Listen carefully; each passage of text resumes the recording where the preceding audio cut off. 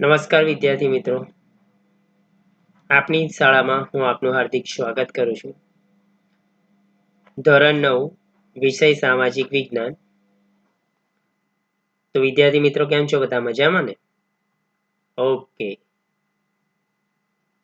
દરેક વિદ્યાર્થીઓ પોતપોતાનું જે સાહિત્ય છે લઈને બેસી ગયા હશે, પેન, નોટ, બુક વગેરે. ઓકે. તો વિદ્યાર્થી મિત્રો, આપણે છેલ્લે પાઠ 16 ની વાત કરતા હતા. તો પાઠ 16 ની અંદર આપણે પરિબળો કેટલાક જોયા હતા, આબોહવાને અસર કરતા પરિબળો. તો આબોહવાને અસર કરતા પરિબળોની અંદર અક્ષાંશ, બરાબર છે. તો અક્ષાંશની અંદર આપણે જોયું હતું કે બે ક્રમિક અક્ષાંશો વચ્ચે આશરે 111 કિલોમીટરનું અંતર હોય છે. અને જે વિષુવવૃત્ત છે, તો વિષુવવૃત્ત એ પૃથ્વીને બે ભાગમાં વિભાજિત કરે છે. ઉત્તરનો ભાગ ઉત્તર ગોળાર્ધ, દક્ષિણનો ભાગ દક્ષિણ ગોળાર્ધ. અને વિષુવવૃત્તની આસપાસના જે પ્રદેશો છે ત્યાં સૂર્યના કિરણો કેવા પડે છે? લગભગ લંબ પડે છે. એટલે વિષુવવૃત્તની આસપાસ આવેલા જે પ્રદેશો છે ત્યાં ગરમીનું પ્રમાણ કેવું હોય છે? વધારે હોય છે. ઓકે વિદ્યાર્થી મિત્રો. ત્યારબાદ બીજું પરિબળ આપણે જોયું તો સમુદ્રથી અંતર. તો સમુદ્રથી અંતરની અંદર આપણે એ જોયું હતું કે સમુદ્રની નજીક આવેલા જે વિસ્તારો છે, પ્રદેશો છે, ત્યાં સમઆબોહવા જોવા મળે છે. જ્યારે સમુદ્ર કિનારાથી દૂર અંદરના ભાગમાં આવેલા જે પ્રદેશો છે તો ત્યાં વિષમ આબોહવા હોય છે, બરાબર છે.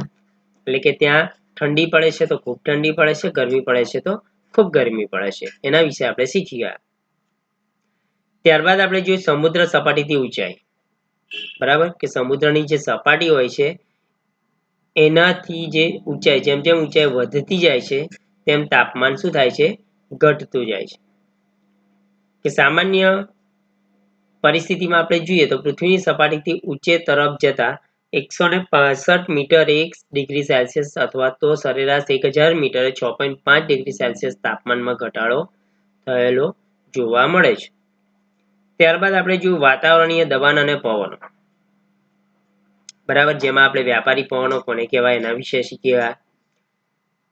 અને ભારતની દક્ષિણે જે હિન્દ મહાસાગર આવેલો છે એના વિશે પણ શીખી ગયા. પશ્ચિમે અરબ સાગર આવેલો છે અને પૂર્વમાં બંગાળાની ખાડી આવેલી છે. ત્યારબાદ આપણે જોયું હતું કે ભારતનું ઋતુચક્ર. તો ભારતમાં પરંપરાગત રીતે આપણે 6 ઋતુઓ ગણી શકાય તે આપણે જોઈ હતી. કઈ કઈ 6 ઋતુઓ છે જે પરંપરાગત આપણે ગણીએ છીએ? તો કે હેમંત છે, શિશિર છે, વસંત છે, ગ્રીષ્મ, વર્ષા અને શરદ. ત્યારબાદ આપણે આગળ એવું જોયું કે નજીક આવતા બે જે ઋતુઓ છે એની પરિસ્થિતિમાં બહુ મોટો તફાવત હોતો નથી. એમ બે ઋતુઓને સાથે ગણીને પછી વર્ષની મુખ્ય 3 ઋતુઓ જ ગણવામાં આવી છે, આપણે ગણીએ છીએ. તો કઈ કઈ જે 3 ઋતુ છે તે આપણે જોઈએ. શીત ઋતુ એટલે શિયાળો, ઉષ્ણ ઋતુ એટલે ઉનાળો અને વર્ષા ઋતુ એટલે ચોમાસું. તો શિયાળો, ઉનાળો અને ચોમાસું આ એ મુખ્ય ઋતુ છે. ત્યારબાદ આપણે જોયું હતું કે ભારત સરકારની જે દિલ્હી ખાતે આવેલી હવામાન ખાતાની કચેરી છે તે ભારતની આબોહવાના સંદર્ભ સમગ્ર વર્ષની જે 4 ઋતુઓ છે એ 4 ઋતુઓની અંદર વહેંચ્યું છે. તો પહેલું જોયું હતું આપણે શીત ઋતુ, શિયાળો ડિસેમ્બરથી ફેબ્રુઆરી. બીજું હતું ઉષ્ણ ઋતુ, ઉનાળો માર્ચથી મે સુધી. ત્રીજી હતી વર્ષા ઋતુ, ચોમાસું એટલે કે જૂનથી સપ્ટેમ્બર. નિર્વર્તન ઋતુ એટલે પાછા ફરતા મોસમી પવનોની ઋતુ એ ઓક્ટોબરથી નવેમ્બર. તો વિદ્યાર્થી મિત્રો, આપણે આગળ જોયું ઋતુચક્ર. તો ઋતુચક્રમાં જોયું કે શિયાળો, ઉનાળો અને ચોમાસું એ મુખ્ય 3 ઋતુ છે. અને ભારતની પરંપરાગત જે ઋતુઓ છે હેમંત છે, શિશિર છે, વસંત, ગ્રીષ્મ, વર્ષા અને શરદ. કયા કયા ગુજરાતી માસ દરમિયાન કઈ ઋતુ હોય છે? તો કે શિયાળો જે હોય છે હેમંત અને શિશિર ઋતુ હોય છે. અને કયા માસમાં હોય છે? તો કે કારતક, માગશર, પોષ, મહા સુધી. ત્યારબાદ ઉનાળો તો કે વસંત અને ગ્રીષ્મ એ ફાગણ, ચૈત્ર, વૈશાખ અને જેઠ દરમિયાન હોય છે. વર્ષા ઋતુ એટલે કે ચોમાસું તો કે વર્ષા અને શરદ એ અષાઢ, શ્રાવણ, ભાદરવો અને આસો.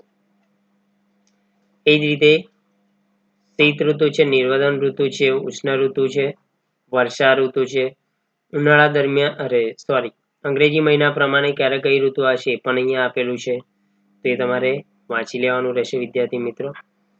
હવે ભારતના ઋતુચક્ર પછી આપણે આગળ જોઈએ, આપણો જે આગળનો ટોપિક છે એના વિશે જોઈએ.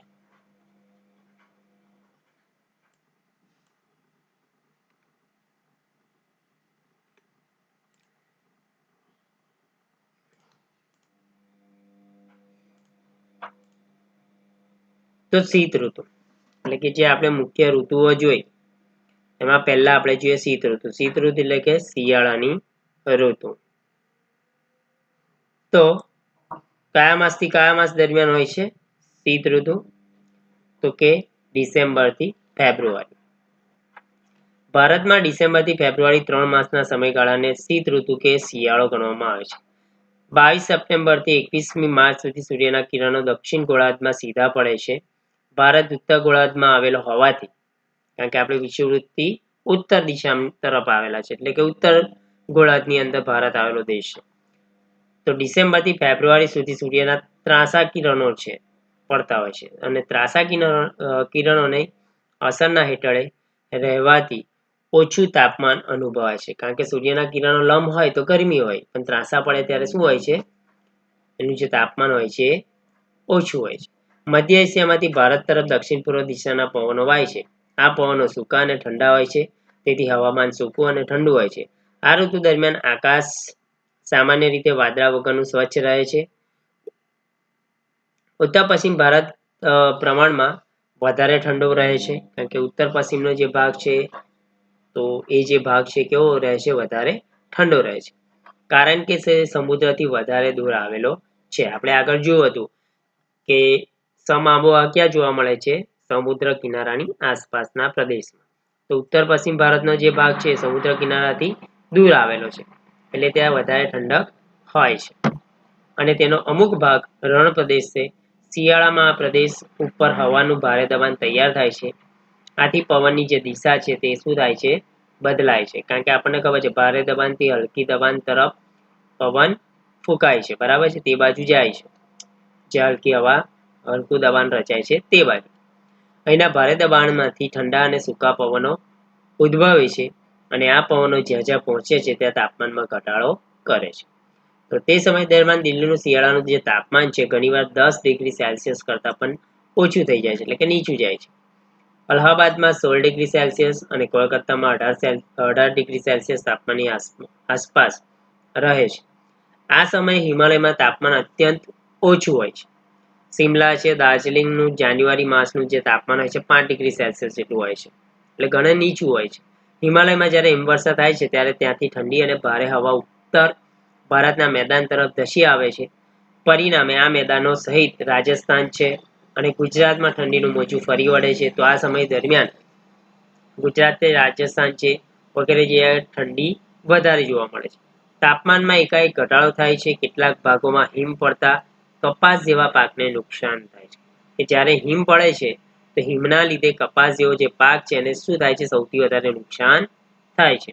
અલબત્ત શીત ઋતુમાં ઊંચા પર્વતીય વિસ્તારો સિવાય ભારતમાં તાપમાન ઠાર બિંદુથી નીચું જતું નથી, કારણ કે હિમાલયની ગિરિમાળાઓ મધ્ય એશિયા તરફથી આવતા અતિશય ઠંડા પવનોને રોકે છે અને ભારતને સખત ઠંડીથી બચાવે છે. એટલે હિમાલય આપણને શું કરે છે?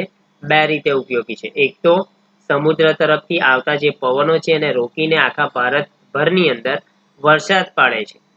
બીજું કે મધ્ય એશિયા તરફથી આવતા જે વધારે ઠંડા પવનો છે એ ઠંડા પવનોને હિમાલય રોકી રાખે છે અને ભારત સુધી પહોંચવા દેતું નથી. તો આ બંને રીતે ભારતને હિમાલય જે પર્વત શૃંખલા છે, ગિરિમાળા છે, એ આપણને બે રીતે રક્ષણ પૂરું પાડે છે. તો બહુ ઠંડી પણ આપણી તરફ આવવા દેતું નથી, અને વરસાદ પણ એના કારણે જ આખા ભારતભરમાં પડે છે. આટલું જાણવું ગમશે. તો જાણવા માટે અહીંયા આપ્યું છે કે ભારતના હવામાન બાબતે સમાચાર પત્રોમાં વારંવાર વપરાતા કેટલાક શબ્દોને આપણે ઓળખીએ. જે રીતે કે આપણે તમે ન્યૂઝપેપર વાંચો એમાં જેટ સ્ટ્રીમ છે એવા તેવા શબ્દો વાંચ્યા, પશ્ચિમી વિક્ષોભ છે તે કોને કહેવાય એના વિશે આપણે વિગત તે માહિતી મેળવીએ. તો જેટ સ્ટ્રીમ કોને કહેવાય? તો કે બંને ગોળાર્ધમાં આશરે 30 ડિગ્રી સેલ્સિયસ અક્ષાંશની આસપાસ 8 થી 15 કિલોમીટરની ઊંચાઈના વાતાવરણમાં સર્પાકાર શાક જેવો આકાર, જેને કહેવાય સર્પાકાર. પટ્ટામાં અત્યંત વેગીલા પવનો વાતા જોવા મળે છે. આ પવનો જેટ સ્ટ્રીમ કે જેટ પવનો તરીકે ઓળખાય છે. અને જેટ સ્ટ્રીમની સરેરાશ ઝડપ જે હોય છે કેટલી હોય છે? આશરે 150 કિલોમીટરની ઝડપ પ્રતિ અવર્સ હોય છે, પ્રતિ કલાક. અને આ પવન પટ્ટાની મધ્ય ભાગમાં પવનોનો વેગ 400 કિલોમીટર જેટલો રહે છે. શિયાળામાં આ પવનો હિમાલયના દક્ષિણ ઢોળાવો ઉપર વાય છે અને ઉનાળામાં તે દ્વીપકલ્પીય ભારત ઉપર સ્થિર થયેલા હોય છે. વધુ ઊંચાઈએ વાતા આ પવનો વરસાદ લાવવામાં મદદરૂપ બને છે. ત્યારબાદ આપણે જોઈએ પશ્ચિમી વિક્ષોભ, વેસ્ટર્ન ડિસ્ટર્બન્સીસ. તેમાં જોઈએ આપણે કે પશ્ચિમ એશિયા ઉપર રચાતો જેટ સ્ટ્રીમ પૂર્વ દિશામાં વાય છે. તેની અસર પશ્ચિમ એશિયાના દેશો, ઉત્તર પશ્ચિમ ભારત, પાકિસ્તાન તથા અફઘાનિસ્તાન ઉપર વર્તાય છે. આ પવનોની સાથે આવતા ધૂળના તોફાનો છેક બાંગ્લાદેશ સુધી તેની અસર પહોંચાડે છે. શિયાળામાં ઉત્તર ભારતના આહલાદક હવામાન માટે અવારનવાર વિક્ષેપ પાડે છે. પરિણામે ત્યાં ઊંચા પહાડી પ્રદેશોમાં ભારે હિમવર્ષા તથા મેદાની ભાગોમાં થોડો ઘણો વરસાદ પણ પડે છે, જે રવિ પાક માટે ખૂબ જ આશીર્વાદરૂપ બને છે. આને લીધે ક્યારેક ગુજરાતમાં પણ કમોસમી વરસાદ પડે છે, જેનાથી ક્યારેક ખેતી પાકને નુકસાન પહોંચે છે. કમોસમી વરસાદ એટલે કે ચોમાસાની ઋતુ સિવાયની ઋતુમાં જ્યારે વરસાદ પડે છે, જેને આપણે કમોસમી વરસાદ પડે છે કહીએ છીએ. અને આ જે કમોસમી વરસાદ પડે છે, ધારો કે શિયાળામાં પડે છે અથવા તો ઉનાળાની શરૂઆતમાં પડે, તો આ વરસાદના કારણે ખેતી પાકને શું થાય છે? નુકસાન થાય છે. ત્યારબાદ આપણે જોઈએ શિયાળા દરમિયાન ઉત્તર ભારત કરતા દક્ષિણ ભારતની પરિસ્થિતિ જુદી છે. દક્ષિણ ભારત ઉષ્ણકટિબંધમાં આવેલો છે, વિષુવવૃત્તની નજીક છે તથા દ્વીપકલ્પીય આકાર ધરાવે છે. તેના અંદરના ભાગમાં આવેલા પ્રદેશો સમુદ્રથી વધુ દૂર નથી, તેથી અહીં શિયાળામાં ઉત્તર ભારત જેવી કાતિલ ઠંડી અનુભવાતી નથી. કારણ કે આ દ્વીપકલ્પીય આકાર ધરાવતો ભાગ છે અને અંદરના ભાગમાં આવેલા પ્રદેશો સમુદ્રથી વધારે દૂર નથી, એટલે કે અહીંયા એટલી બધી ગરમી કે ઠંડી પડતી હોતી નથી. હિમવર્ષા થતી નથી. તાપમાન પણ ઘણું નીચું જતું નથી. દાખલા તરીકે જાન્યુઆરી માસમાં કોચીનું તાપમાન 26 ડિગ્રી સેલ્સિયસ હોય, ત્યારે મદુરાઈનું 25 ડિગ્રી હોય છે અને ચેન્નઈનું તાપમાન કેટલું હોય છે? 24 ડિગ્રી હોય છે. જો કે દક્ષિણ ભારતના પહાડી સ્થળો શિયાળામાં નીચા તાપમાનનો અનુભવ કરે છે. દક્ષિણથી ઉત્તર તરફ જતા તાપમાનમાં ઘટાડો થતો જાય છે, કે દક્ષિણ તરફથી ઉત્તર તરફ જઈએ ત્યારે તાપમાનમાં શું થાય છે? ઘટાડો થતો થાય છે. ભારતમાં શિયાળો ખૂબ જ સ્ફૂર્તિદાયક અને આરોગ્યવર્ધક હવામાનનો ઋતુઓ ગાળો ગણાય છે. લાંબી અને ઠંડી રાત્રિને કારણે વહેલી સવારે ઝાકળ અને ધુમ્મસ ઘણા ભાગમાં અતિ સામાન્ય બાબત છે, કે ધુમ્મસ અને ઝાકળ પડતું હોય છે. દિવસો ટૂંકા હોય છે અને રાત્રિ લાંબી હોય છે. આપણે આગળ પણ જોઈ ગયા. શિયાળામાં જમીન પરથી વાતા જે સૂકા પવનો છે, તો એ પવનો સામાન્ય રીતે વરસાદ લાવતા હોતા નથી, પણ ઉત્તર પૂર્વના મોસમી પવનો બંગાળાની ખાડી ઓળંગીને આવતા હોવાથી, એટલે કે જે ઉત્તર પૂર્વના મોસમી પવનો છે એ બંગાળની જે ખાડી છે એના તરફથી આવીને દક્ષિણ ભાગમાં આવે છે અને એની સાથે શું લઈને આવે છે? ભેજ લઈને આવે છે. એના કારણે આ ભેજવાળા પવનો કોરોમંડલ તટ ઉપર વધુ વરસાદ આપે છે. ઉત્તર પૂર્વ ભારતમાં પશ્ચિમી વિક્ષોભ તથા વંટોળને લીધે થોડો વરસાદ પણ પડે છે. પંજાબ તથા હરિયાણામાં આ વરસાદ રવિ પાક માટે ખૂબ જ અનુકૂળ બને છે. આ પવનો ક્યારેક ગુજરાતમાં પણ વરસાદ આપે છે. સમયે પડતા આ વરસાદને કમોસમી વરસાદ એટલે કે માવઠું પણ કહેવામાં આવે છે. હવે અહીંયા જાણવા માટે કેટલીક માહિતી આપી છે કે ભારતના હવામાન બાબતે સમાચાર પત્રોમાં વારંવાર વપરાતા કેટલાક શબ્દો, જે આપણે આગળ જોયા તે પ્રમાણે બીજા શબ્દો છે. અલ્નીનો, તો અલ્નીનો કોને કહેવાય તે? તો કે સ્પેનિશ ભાષાનો આ શબ્દ છે અલ્નીનો. તેનો શાબ્દિક અર્થ થાય છે નાનું બાળક, એવો થાય છે. આ નામ પેરુના માછીમારોને બાળ ઈસુના નામ પરથી આપેલું છે, કારણ કે સામાન્ય રીતે તેનો પ્રારંભ નાતાલની આસપાસ જોવા મળે છે. વાતાવરણીય તથા સામુદ્રિક અસરોથી દક્ષિણ અમેરિકાના પેરુ દેશની પશ્ચિમે પેસિફિક કિનારા નજીક ગરમ પ્રવાહ ઉદ્ભવે છે. આ પ્રવાહ પશ્ચિમ તરફ વહે છે અને તેની અસર ભારત સુધી અનુભવાય છે. અલ્નીનો નામની વિશિષ્ટ ઘટના ક્યારેક આકાર લે છે? જ્યારે અલ્નીનો ઘટના બને છે ત્યારે ભારતની વર્ષા ઋતુના સમયગાળામાં તથા વરસાદના પ્રમાણમાં પણ ઘણો બધો ફેરફાર થાય છે. ત્યારબાદ છે આઈટીસી ઝોન. તો કે વ્યાપારી પવનો જ્યાં ભેગા થાય છે ત્યાં વિષુવવૃત્ત ઉપર વિશાળ હળવું દબાણ ક્ષેત્ર રચાય છે. તેને આંતરઉષ્ણકટિબંધીય અભિસરણ ક્ષેત્ર કહે છે. આ વ્યાપારી પવનોના પ્રવાહ સ્વરૂપે ઊંચા ચડે છે. જુલાઈ માસમાં આ અભિસરણ ક્ષેત્ર 20 ડિગ્રીથી લઈને 25 ડિગ્રી ઉત્તર અક્ષાંશીય પ્રદેશો ઉપર સ્થિર થાય છે અને ભારતમાં તે ગંગાના મેદાન ઉપર કેન્દ્રિત થાય છે. તેના લીધે અહીં રચાતા હળવા દબાણ ક્ષેત્રને લીધે દક્ષિણ ગોળાર્ધના મહાસાગરો ઉપર ઉદ્ભવેલા આ પવનો ઉત્તર તરફ પછી વાય છે. તેના લીધે ભારતના કેટલાક ભાગમાં વરસાદ પણ પડે છે અને શીત ઋતુ દરમિયાન આ અભિસરણ ક્ષેત્ર વધુ દક્ષિણમાં ખસે છે, જેના લીધે પવનોની દિશા ઉત્તર પૂર્વની થઈ જાય છે. તો વિદ્યાર્થી મિત્રો, અહીંયા સુધી આપણે જે પણ માહિતી મેળવી, હવે એના કેટલાક પ્રશ્નોના જવાબ જોઈ લઈએ. તો આપણે વેરી શોર્ટ ક્વેશ્ચન જે VSQ છે એ જોઈ લઈએ.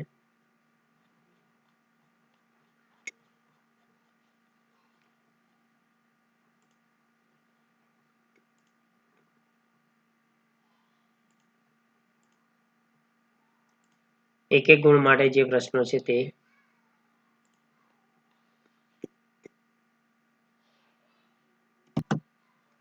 વિદ્યાર્થી મિત્રો, 29મો પ્રશ્ન છે 22 ડિસેમ્બર થી 21 માર્ચ સુધી સૂર્યના કિરણો કયા ગોળાર્ધમાં લંબ પડે છે?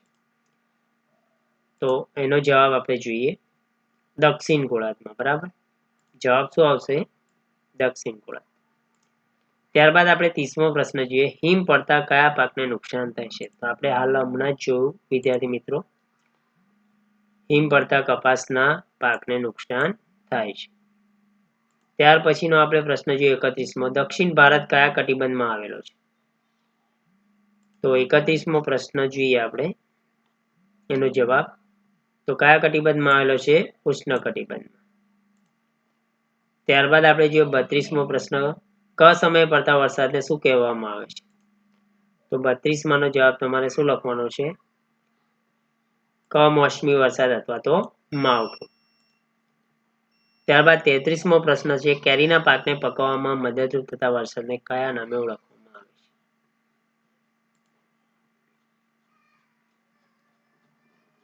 ઓકે, એ પ્રશ્ન આપણે નેક્સ્ટ એમાં જોઈશું ટોપિક પર. હવે જોઈએ આપણે પ્રશ્નોના જવાબ.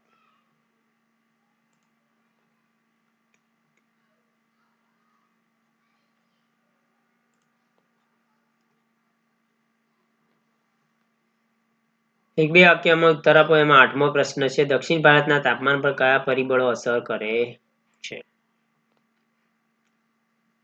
તેનો જવાબ લખવાનો છે દક્ષિણ ભારતના તાપમાન પર સમુદ્રની અને દ્વીપકલ્પીય ઉચ્ચ પ્રદેશની ઊંચાઈની અસર થાય છે. જવાબમાં તમારે એ લખવાનું રહેશે. ત્યાર પછીનો પ્રશ્ન છે એ જોઈએ આપણે.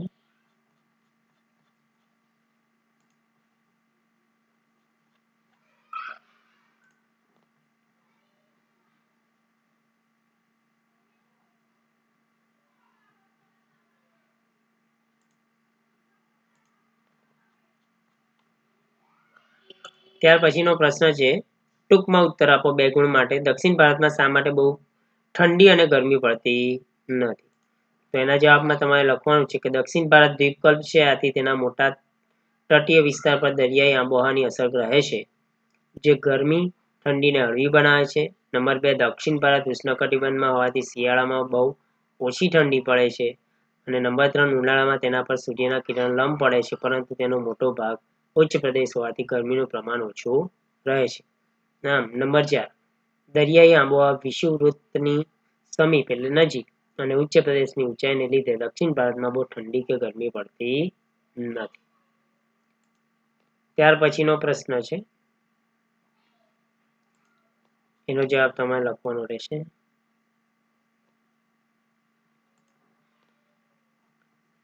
કે ભારતના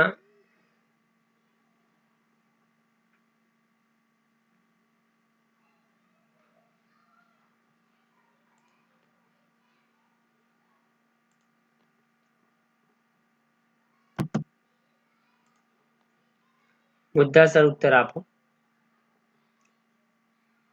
ભારતની શીત ઋતુ શિયાળા વિશે નોંધ લો.